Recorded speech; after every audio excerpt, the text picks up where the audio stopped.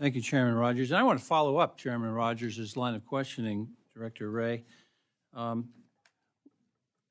getting some cooperation from the Mexican authorities, but we need more.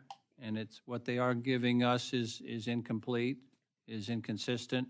The question is, what can we do? What are we doing to encourage their cooperation?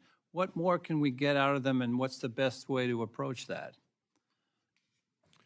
So I think much of this goes beyond sort of the FBI's lane, of course, and other parts of the government. But your opinion I wanna be matters. mindful of trying to stay in my lane. But what I would say is we need their help cracking down on the cartels harder. We need help rooting out labs where the poison is being produced. We need help stopping the purchase and influx of precursor chemicals from the Chinese, from the PRC. So those are a few things. As far as what more can we do specifically, I would say, again, at the lower law enforcement kind of working level, there are any number of operations that show us what success could look like at scale.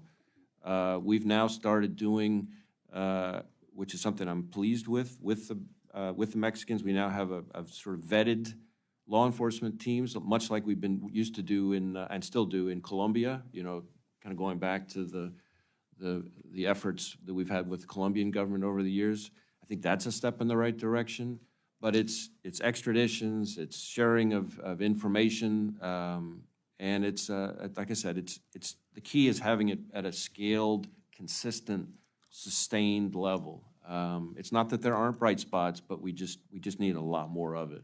Now, you mentioned going after the cartels and 400 separate investigations at the FBI involving them. What about what you just mentioned, interrupting the flow of precursor chemicals from China to Mexico? How many of those investigations center on that effort, and how much more help do you need from the Mexican government on that effort? Well, we certainly need more help from the Mexican government on that part of it. We also, of course, frankly, need the Chinese government to do a heck of a lot more than they're doing. I mean, you have this dangerous intersection of increasingly sophisticated Mexican cartels with malicious and unscrupulous actors in the PRC who are all too happy to be supplying the chemicals that then fuel the cartel's production.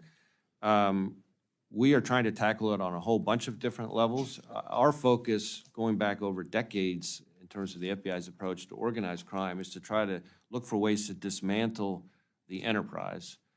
And so that means trying to go after the leadership, whether we're charging them, whether somebody else is charging them. That means trying to go after their money. A big part of this is going after all, this is a profit business for them. So the more we can go after their assets through asset forfeiture and things like that, and go after their money launderers. It doesn't work for them if they don't have people to and institutions to launder their money. So we're trying to kind of tackle the infrastructure around them too, as opposed to just onesie-twosies in terms of arrests. So that's the approach we're trying to take, but it's very much has to be a team effort. And do you need more money to do that or less money? We need more money to do that. Need more money. Now, you mentioned takedowns of violent gangs, and you're noticing that it so often includes seizures of massive amounts of fentanyl. Am I correct in that? That's absolutely right. I think something like 75% of the fentanyl we're seizing is coming in gang takedowns, something in that magnitude. Now, tell me about these gangs. Are these American citizens? Most of the gangs themselves are neighborhood gangs. I mean, there are gangs that come from the Northern Triangle like MS-13 and so forth as well, but a lot of the takedowns that I'm describing that we're dismantling are frankly neighborhood gangs who are then the ones peddling the fentanyl on the streets, not just in the border states, but all over the country. And how are they getting how are they getting the fentanyl and the opioids from Mexico?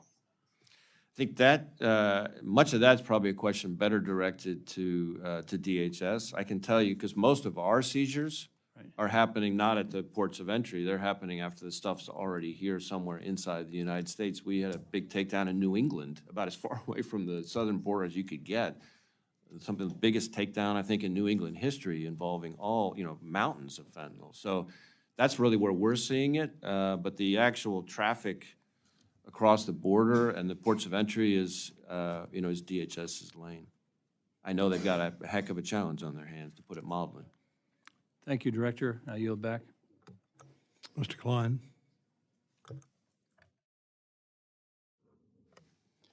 Thank you, Mr. Chairman. Thank you, Director, for being here.